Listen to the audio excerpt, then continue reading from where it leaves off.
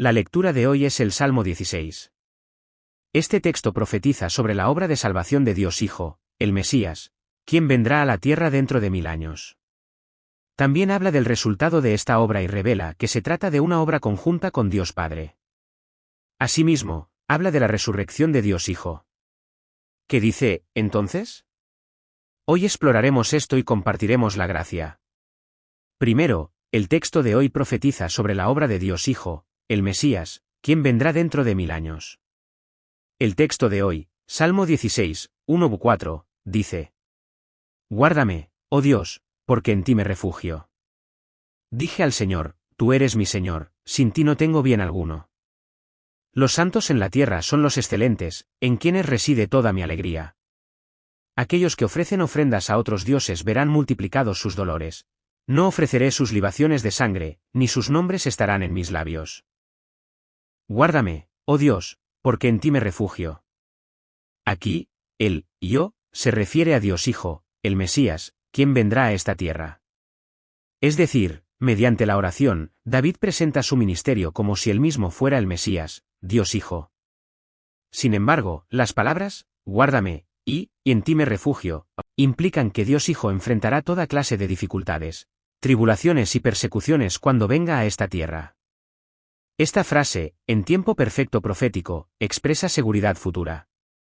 Significa que, en el futuro, Dios Hijo seguramente enfrentará sufrimiento, tribulaciones y persecución.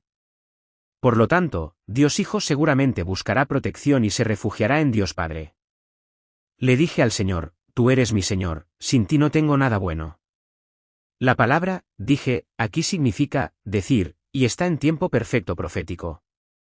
Es decir, cuando Dios Hijo venga a esta tierra en el futuro, seguramente confesará, tú eres mi Señor, sin ti no tengo nada bueno.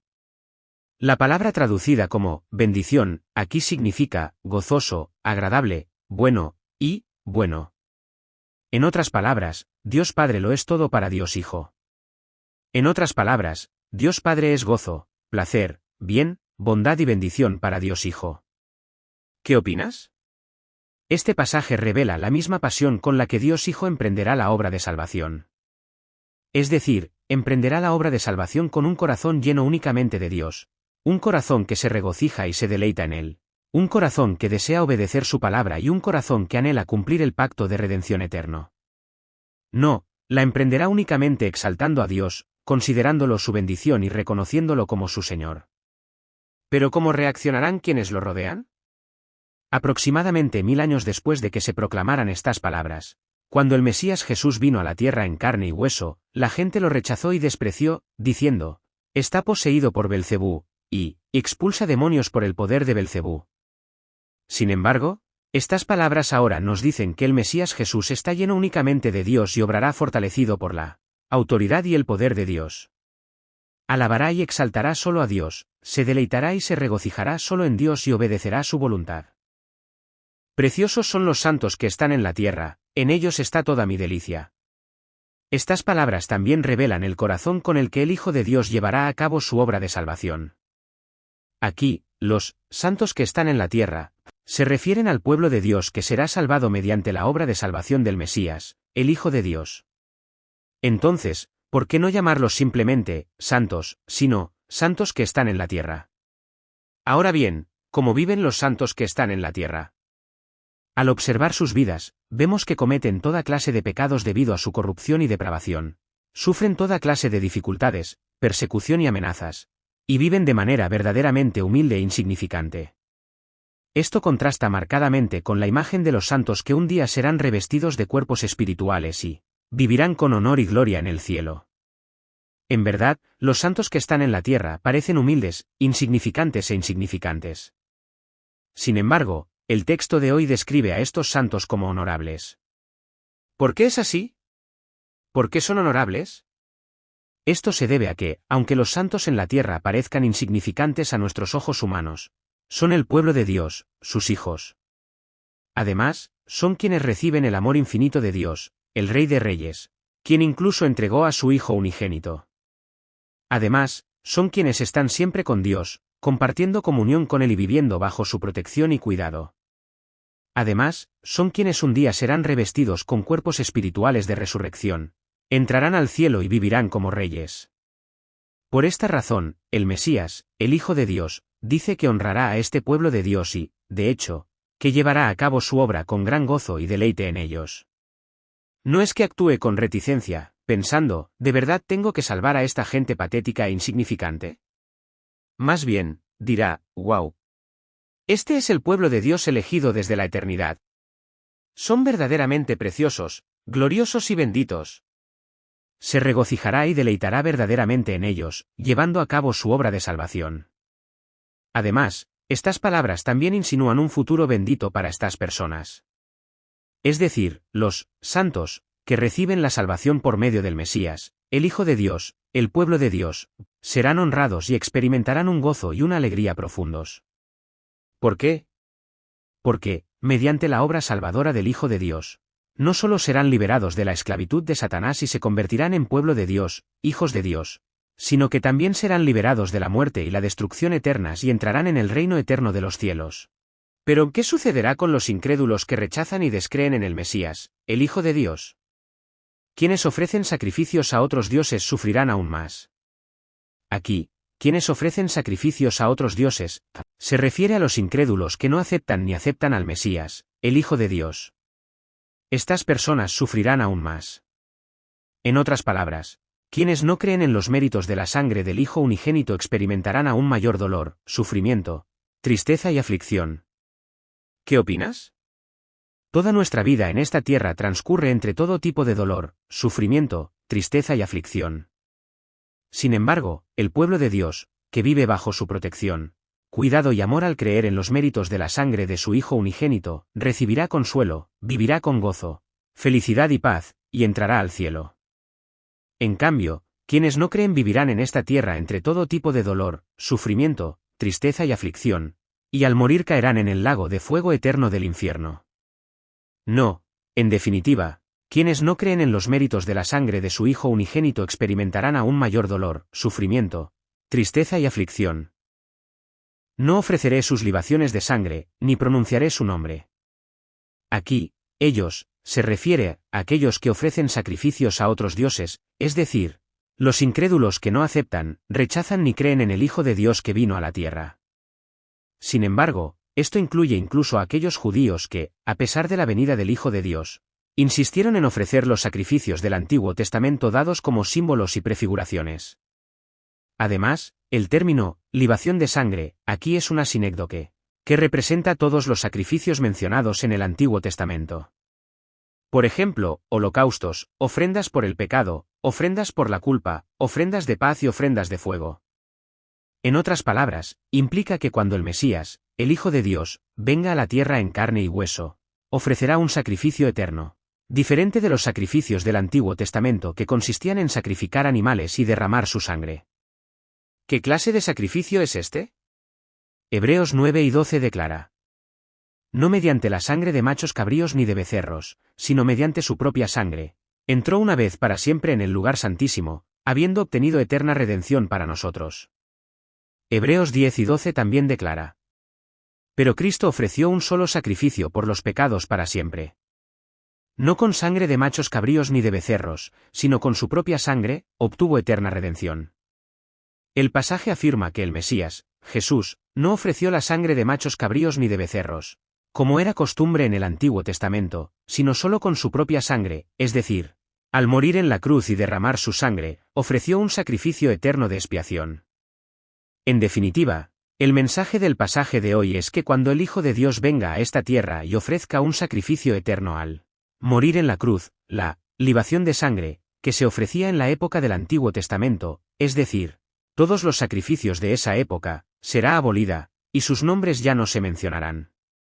En otras palabras, Dios ya no aceptará los sacrificios del Antiguo Testamento, que implicaban la matanza de animales y el derramamiento de su sangre. Porque esos sacrificios se ofrecían como modelos, como sombras, para prefigurar la obra de salvación hasta la venida del Hijo de Dios. Por lo tanto, cuando el Hijo de Dios venga a esta tierra, derrame su sangre en la cruz y cumpla la realidad de los sacrificios del Antiguo Testamento, los sacrificios del Antiguo Testamento que sirvieron como modelos ya no serán necesarios. En segundo lugar, el texto de hoy habla del resultado de la obra de salvación del Mesías, Dios Hijo. El texto de hoy, Salmo 16, 5-6, dice: El Señor es la porción de mi herencia y mi copa, Él sustenta mi suerte. Me ha tocado vivir en lugares deleitosos, qué hermosa es mi herencia. El Señor es la porción de mi herencia y mi copa. Estas palabras hablan del resultado de la obra de Dios Hijo, el fruto de su trabajo. La palabra, herencia, aquí significa, porción, suerte, y, territorio. Simboliza el fruto que Dios Hijo obtendrá mediante el derramamiento de su sangre en la cruz, el pueblo de Dios que le pertenecerá. Aquí, la copa simboliza las bendiciones que el Hijo de Dios disfrutará. Simboliza la acción de gracias, la alabanza y la exaltación que el pueblo de Dios, salvado por la fe en los méritos de su sangre, ofrece al Hijo de Dios. Además, la palabra ingreso aquí significa porción, distribución, y distribuidor, y puede traducirse como distribuidor.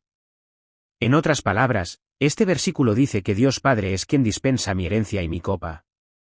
Dicho de otro modo, Dios Padre encomienda a muchas personas a Dios Hijo mediante el fruto de la obra de Dios Hijo. O mejor dicho, Dios Hijo es quien recibe alabanza, exaltación y gloria de estas personas. ¿Es por eso? Mientras Jesús llevaba a cabo su ministerio, lo vemos decir repetidamente, a quien Dios me ha dado, y lo que Dios me ha dado.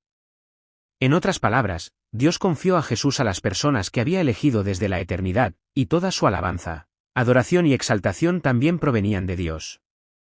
En cualquier caso, lo importante aquí es que el Mesías, Dios Hijo, dará mucho fruto a través de su ministerio, y entonces los salvos acudirán a Dios Hijo para darle gracias, alabarlo y exaltarlo. Sin embargo, todo esto es la voluntad soberana de Dios, quien guía, obra y lleva a cabo según su voluntad. Tú guardas mi porción. Aquí, porción, significa, echar suertes, parte, o, dividendo. Él recibe la herencia, mencionada anteriormente, es decir, el pueblo de Dios que pertenece a Dios Hijo. Además, la palabra, tú guardas, aquí significa, conservar, proteger, y determinar, soberanamente. En otras palabras, Dios Padre es el elector soberano que determina y selecciona soberanamente al pueblo de Dios, que pertenece a Dios Hijo por la fe en los méritos de su sangre. En otras palabras, Dios Padre selecciona y elige de entre la multitud de personas del mundo, como si echara suertes, para que sean su pueblo. En otras palabras, nuestra salvación es enteramente elección soberana de Dios. Él escogió a su pueblo desde la eternidad, y cuando llegó el momento, envió al Espíritu Santo para salvarlos, haciéndoles comprender y creer en los méritos de la sangre de su único Hijo. Me ha tocado una herencia preciosa, qué hermosa es mi herencia. Estas palabras hablan del profundo amor, gozo y deleite que Dios Hijo siente por su pueblo. Aquí, esta herencia me ha tocado, se refiere a la herencia mencionada anteriormente. En otras palabras, el pueblo de Dios, a quien Dios Padre ha confiado a Dios Hijo, es verdaderamente hermoso y digno de amor. Esa belleza, ese gozo y ese deleite son como los de los israelitas de antaño, cuando entraron en la tierra de Canaán y recibieron su herencia. Es decir, cuando los israelitas de antaño entraron en la tierra de Canaán y recibieron su herencia, la contemplaron con gran gozo y deleite. Así como Dios Hijo se regocijará profundamente al contemplar los frutos de su obra de salvación. Exclamará, ¡oh, qué cosas tan hermosas! ¡Qué cosas tan bellas! ¿Por qué sucede esto? ¿Por qué se regocija y se deleita tanto en ellas? Porque son aquellas que fueron cultivadas mediante el meticuloso plan de Dios desde la eternidad, a través de su providencia, su gobierno, su labor y su diligencia. No, porque son salvadas por el maravilloso plan y la gracia de Dios Padre, salvadas por los méritos de la sangre de su Hijo unigénito, no, porque participan de la gloria, el poder, la misericordia, la compasión y la piedad del Dios Trino. No, porque son preciosas y honorables, compradas con el precio de su sangre. Por lo tanto, Dios Hijo contempla a este pueblo de Dios y exclama, ¡qué hermosa es mi herencia! Expresa amor, gozo y deleite. Esto es como un agricultor que ha trabajado arduamente todo el año, contemplando los campos amarillos y maduros del otoño y regocijándose al ver sus frutos. De igual manera, en aquel día, Dios Hijo se complacerá profundamente, se regocijará y se alegrará al contemplar a quienes han sido salvados por la fe en los méritos de su sangre. En tercer lugar, el texto de hoy revela que la obra de salvación del Mesías, Dios Hijo, se lleva a cabo junto con Dios Padre. El texto de hoy, Salmo 16, 7-8, dice: Bendeciré al Señor, que me aconseja. Cada noche mi corazón me instruye. Siempre tengo presente al Señor, con él a mi derecha, nada me hará caer. Bendeciré al Señor, que me aconseja. La palabra, aconsejar, aquí significa, idear, planear, y, tener la intención. En otras palabras, este versículo nos dice que bendigamos al Señor, quien, me diseñó, o mejor dicho, planeó al Hijo de Dios, o dicho de otro modo, tenía la intención de que Jesús viniera. Así es. Jesús vino dentro del plan de Dios, un plan que Dios había trazado, diseñado y tenido por propósito. No, Jesús no apareció de repente en medio del mar de Galilea un día y dijo: «Creed en mí y seréis salvos». No, como vemos en el Antiguo Testamento, Jesús vino a esta tierra para salvarnos, como parte del plan, el propósito y la intención de Dios. Por lo tanto, todos debemos alabar a Dios por enviar a Jesús a esta tierra con tal plan, intención y propósito. Cada noche mi corazón me instruye. Aquí, la palabra, corazón, se refiere al riñón, y en la Biblia, a menudo representa el corazón humano o todo nuestro ser. En otras palabras, este pasaje nos dice que Jesús, al llevar a cabo toda la obra de salvación, la realizará desde el principio conociendo, entendiendo y comprendiendo todo lo relacionado con ella. No, por naturaleza, Él la llevará a cabo conociendo, entendiendo y comprendiendo todo lo relacionado con ella. En otras palabras, la obra de salvación que Jesús realizaría no era algo que nadie pudiera enseñarle o instruirle. Dicho de otro modo, la autoconciencia de Jesús de ser el Mesías, el Hijo de Dios que vino a la tierra, no fue algo que nadie le enseñó. Más bien, esta autoconciencia era inherente a Jesús desde su nacimiento. ¿Es así? Como leemos en los Evangelios, cuando Jesús era joven, subió a Jerusalén con sus padres, pero se separaron. Cuando lo buscaron y lo encontraron, ¿cuál fue su respuesta? No sabían que tenía que estar en la casa de mi padre, les respondió. Así, vemos que la autoconciencia de Jesús, es decir, la conciencia de ser el Mesías, el Hijo de Dios que vino a la tierra, era inherente e innata desde su infancia. Siempre tengo presente al Señor. La palabra, tener, aquí significa, conformarse, estar de acuerdo, unirse. En otras palabras, este pasaje nos dice cómo Jesús llevará a cabo su ministerio cuando venga a la tierra. ¿Cómo llevará a cabo su ministerio ahora? Significa que solo lo hará en conformidad con Dios, uniéndose a Él. Esto nos indica que el ministerio de Jesús no se llevó a cabo repentinamente, un día, según su propia voluntad, intención, plan y propósito. Tampoco fue obra de Satanás ni de demonios, como afirmaban los judíos de la época. No, el ministerio de Jesús es simplemente uno realizado en unión con Dios. Porque Él está a mi derecha, no seré conmovido. Aquí, la derecha, se refiere a la autoridad, el poder, la fuerza, la sabiduría y la grandeza de Dios, todo ello. En otras palabras, estas palabras nos dicen que Jesús, al llevar a cabo su obra de salvación, no solo se uniría a Dios, sino que también sería fortalecido por el poder, la autoridad y la fuerza de Dios. Por lo tanto, la obra de Jesús no se vería afectada en lo más mínimo por ningún obstáculo, amenaza o persecución. En cambio, Él cumpliría y llevaría a cabo a la perfección el plan de salvación de Dios profetizado en el Antiguo Testamento. Finalmente, habla de la resurrección del Mesías, Dios Hijo. El texto de hoy, Salmo 16, 9-11, dice: Por eso se alegra mi corazón, y se regocija mi alma, mi cuerpo también descansará seguro, porque no abandonarás mi alma en el Seol, ni permitirás que tu santo vea corrupción. Me mostrarás la senda de la vida, en tu presencia hay plenitud de gozo, delicias a tu diestra para siempre.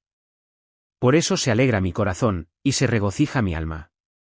Aquí, mi corazón, y mi alma, representan la totalidad del ser de Dios Hijo, el Mesías Jesús, quien vendrá a esta tierra en carne y hueso. En otras palabras, estos versículos nos dicen que cuando Jesús venga a esta tierra y lleve a cabo la obra de salvación, siempre estará gozoso y lleno de alegría porque Dios estará con él.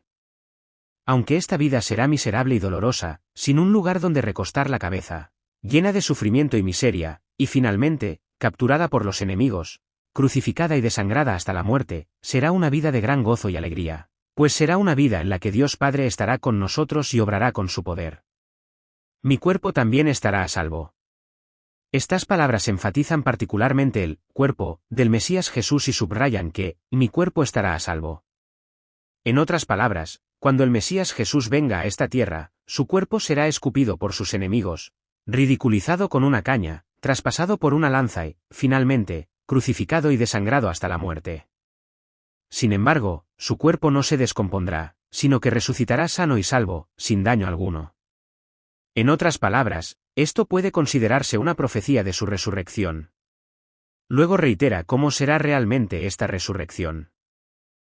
Porque no abandonarás mi alma en el Seol, no permitirás que tu santo vea corrupción.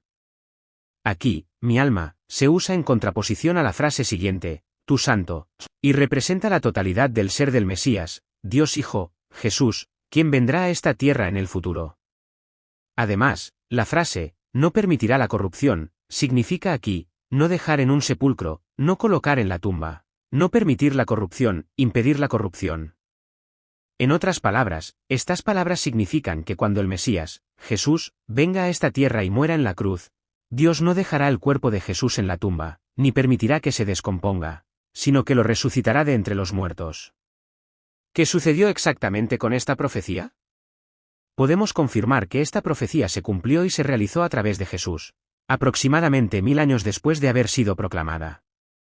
En ese momento, podemos confirmar que muchos de los que presenciaron la resurrección de Jesús arriesgaron sus vidas, sin temer a la muerte, sino testificando y proclamando, Jesús ha resucitado de entre los muertos. Pedro, en Hechos 14, cita directamente el pasaje de hoy, testificando que nuestro Jesús resucitó de entre los muertos. De igual manera, Pablo, en Hechos 13, cita el pasaje de hoy, testificando que nuestro Jesús resucitó de entre los muertos, como fue profetizado en la Biblia. Y muchos otros discípulos fueron testigos personales de la resurrección de nuestro Jesús y, hasta el final de sus vidas, dieron testimonio y difundieron este evangelio sin temor a la muerte. El Señor me mostrará el camino de la vida. Estas palabras hablan del ministerio del Mesías, Jesús, después de su resurrección. Aquí, me mostrarás la senda de la vida, significa que cuando el Mesías Jesús resucite de entre los muertos, Dios guiará y afirmará el camino de la vida que salvará innumerables almas. Por supuesto, el camino de la vida, aquí se refiere a la obra salvadora del Mesías Jesús, quien salva innumerables almas del pecado, la muerte y la destrucción. En tu presencia hay plenitud de gozo, delicias a tu diestra para siempre. Además, esta obra salvadora del Mesías Jesús estará con Dios y llena de su poder y gloria. No, rebosará del gozo y el deleite que Dios da. Sin embargo, tanto gozo como placer se usan en plural, simbolizando al pueblo de Dios que será salvado mediante la obra salvadora del Mesías Jesús. Entonces, ¿por qué se describe al pueblo de Dios como gozo y placer? Qué gozoso y deleite será ser liberado del pecado, la muerte y la destrucción, y entrar en ese cielo eterno. Es decir, la obra salvadora del Mesías Jesús rebosará del pueblo de Dios, que se regocija y se alegra porque ha entrado en ese cielo eterno. Mi cuerpo también descansará seguro. Jesús. Gracias. Gracias. Te amo. Creo que nuestra salvación es únicamente por el amor y la gracia de Dios. Bendícenos para que podamos entrar en ese cielo creyendo en los méritos de la sangre de Jesucristo, el Hijo unigénito de Dios. Oro y te bendigo en el nombre de Jesús. Amén. Si quieres saber más, suscríbete.